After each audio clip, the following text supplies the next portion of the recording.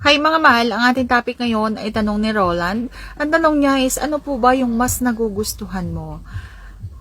Dinidede or sinisipsip? Or kinakain yung bulaklak?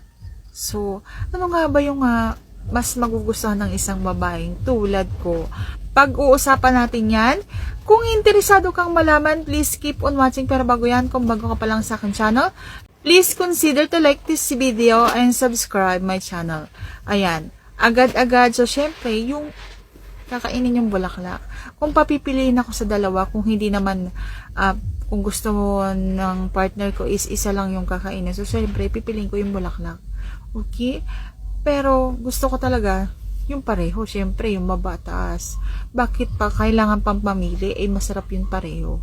Pero, kung papipiliin ng isa, so, syempre, yung bulaklak.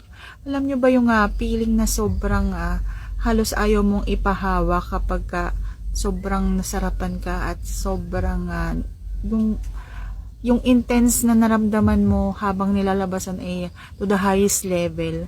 Yung halos kahit maghuhugas ka ng iyong bulaklak pagkatapos ng palakpakan is sobrang sensation pa, sobrang halos hindi mo magalaw. Yung kuryente na dumadaloy is mapapa-ouch ka, ka ganon. So, ganon yung pakaramdam. So sobrang masarap na feeling yun. Ganong intense yung masarap. Okay? So, kung papipiliin ako ng isa, gusto ko yung ganon. Yung sa bulaklak, yung ganon, yung mararamdaman ko. Yung halos hindi ko mahawakan kahit sarili ko. Okay? So, kung halimbawa naman, ang performance is walay-walay lang din, yung konting dila-dila lang din. So, mas pipiliin ko syempre yung sa taas na lang, sinisip-sip na lang. Kasi, kahit anong sip-sip mo dyan, masarap eh. Pero kapag halimbawa dun sa bulaklak, kapag wali-wali yung pagsip-sip dyan, so wala lang din mararamdaman. So, yung hindi ka din makakaabot dun sa sukdulan. Hindi mo rin maabot yung to the highest level na pakaramdam kapag hindi mo ginalingan yung pagkain dyan sa bulaklak. Okay?